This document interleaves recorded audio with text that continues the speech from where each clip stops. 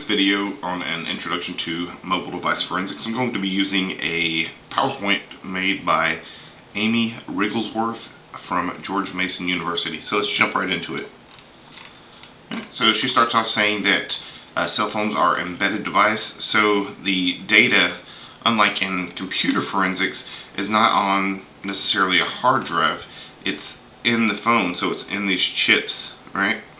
So we think of this now as our NAND storage, our flash storage, things like that. So embedded systems, they direct access to chips.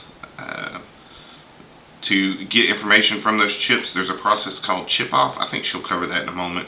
If not, we'll talk about it in another video. For everyone else, forensic tools should be used to access the data.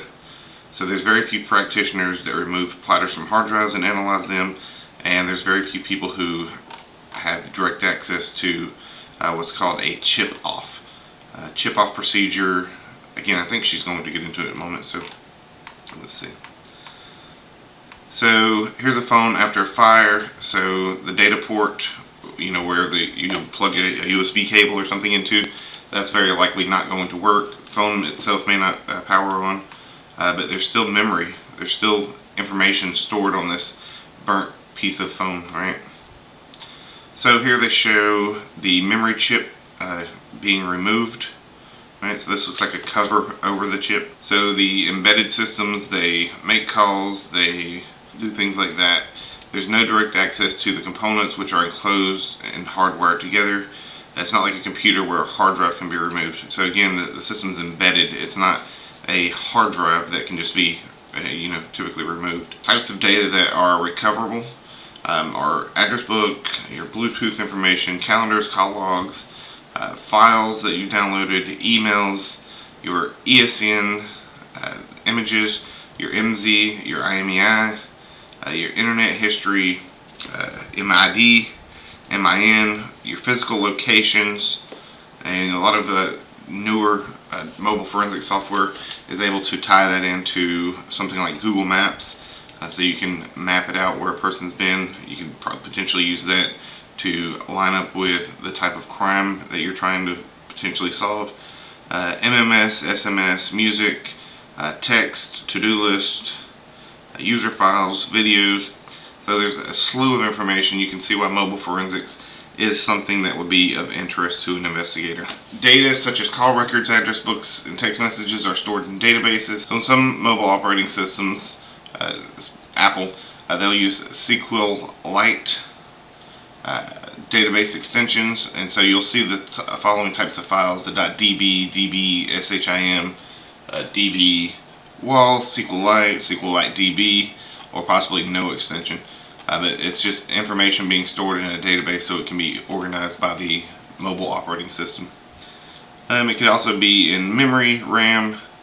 When the device is powered off, it's going to be lost. Very few tools grab data from RAM in mobile forensics. So when you seize a phone in mobile forensics, you want to block all communication to that phone. So you'd need to put it into a Faraday bag and then conduct your investigation. If you can't do that, you can place the phone into airplane mode. If you can't do that, then you'll power the phone off. Manufacturers use proprietary methods, so everything is a little different, and there's more mobile phones in the world than there are people right now, and so it's part of the challenge. Something else that you'll encounter in a mobile phone investigation are typically memory cards. So memory cards may be as small as, 8 megabytes to, you're starting to see some phones support 128 gigabyte cards, and you can switch the cards in and out. So you may see a link to a file that once was there, but when you seize the phone and you start doing your acquisition, the file may not be there, right? They're very small, easy to overlook, and there's not a standard place that they're placed in a cell phone. Each cell phone is unique, so you need to be sure that when you're doing an inventory of the system that you look for all memory cards. In today's phones, the micro SD is the most popular. Older phones were using the SD card, but you're not seeing that nearly as much now. So here's some memory cards that can be processed. Either if they're plugged into the phone, your mobile forensic software should recognize those as mass storage, and with it being mass storage, you can also run a traditional forensics on this type of storage media. Because you can take this out of a phone and you can run it through a write blocker and conduct an investigation, unlike trying to find the information stored on an embedded device. So memory cards are solid state, 7-pin data connector, 1-bit data bus. SD cards, a little smaller. Here's the dimensions. Higher transfer rate. SD cards, so when you're investigating these, there is pretty much a built-in write block. Let me see if I can pull a picture up. So when you look here on the SD card, there's a little switch. You can move this up and down, and this locks the card to prevent writing to it. So this is very friendly for forensics investigation, because what we want to do is always maintain integrity and never change evidence when possible. In mobile forensics, that never ever change evidence isn't always 100% possible. So that'll be a big debate between, is mobile forensics really forensics or not. Okay. And then we have the micro SD cards, which is what you're going to see in the majority of phones nowadays. Alright, so this just maps out the pins. Here's the sizes. So you see the micro, this is the smallest one. This is what you're much more likely to see. So you see this is an 8-pin connector. And then you have the SD card, which is a 9-pin. And then you have your larger memory cards. SIM cards, we'll cover SIM cards in another video, so I'll really quickly go over it. They come in 3 sizes. You have the micro, standard, and nano. Right. It's divided into 3 parts. Right. The SIM card, the SIM number is in 3 parts. So it's the issuer identification number, the this should be the provider, the country code, and the issuer. Right. So this is what they'll look like. You'll usually get them, this thing is about the size of a credit card, and so this looks like a standard broken out into a micro. The data that can be stored on a SIM card is somewhat limited. Usually stores about the last 10 calls placed, some text messages, a simple phone book, and your MZ and your MSISDN.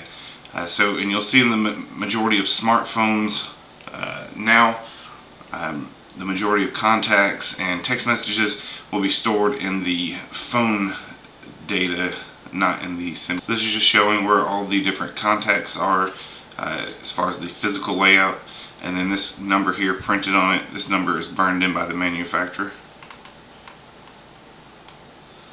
So you can get SIM card readers, right, and then you can access it through plugging into a USB drive.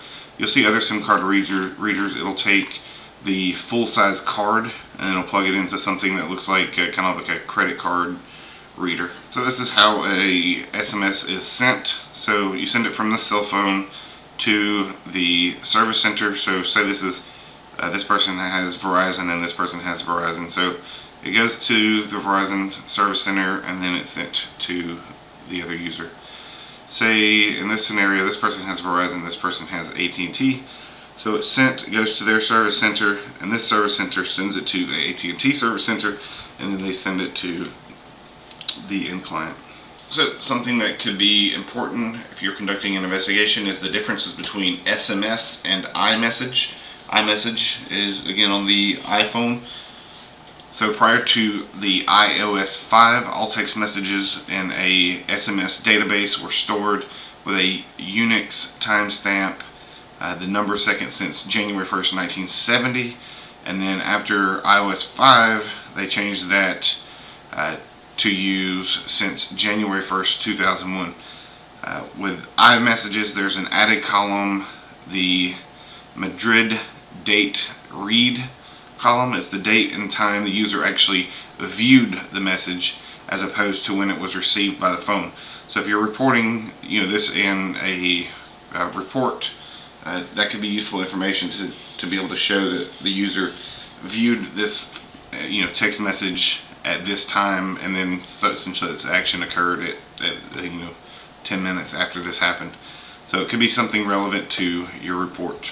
After we began with SMS, we moved to MMS, which extended the capabilities of sending audio, images, video. If the receiver is not MMS capable, the message is usually delivered to a web-based service where the content can be viewed from a browser, so they'll get a link instead of the actual file, and then it's sent to the phone, and that's known as a legacy experience. Something that's happened in the last few years is commercial mobile alerts, such as the Amber Alert is the one that you'll see the most often, but you can also get 3 different classes of text-based alerts, such as a presidential, an imminent threat, and an Amber Alert. It's not possible to opt out of the presidential alerts, but it is possible to opt out of the other ones. Right? And so if you're sitting in a place and there's an Amber Alert issued, you'll often hear many people's phones going off with ringtones that they're usually not familiar with, because it's a large warning. It's a warning that's meant to grab your attention. So the Amber Alerts are when there is a missing child.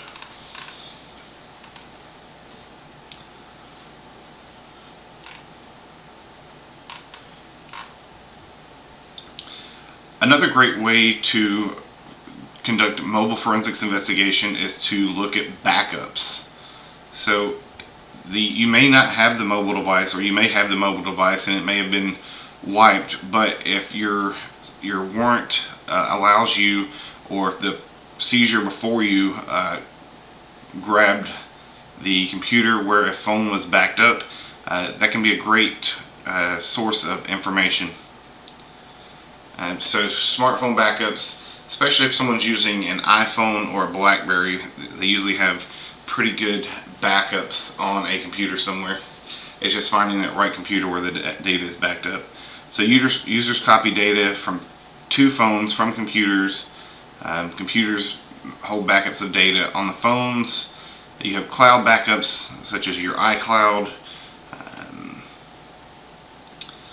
So these are different files that are backed up. The file extensions that you'll see for a BlackBerry would be an IPD or a BBB. To be able to read these backup files, you may need special software that you would need to get from the manufacturer. iOS, these are the types of backup files you'll see. Android backups, this is keys backup. This is from a specific application that the user would choose to install. Alright, so that concludes what we wanted to cover in this video. Thank you.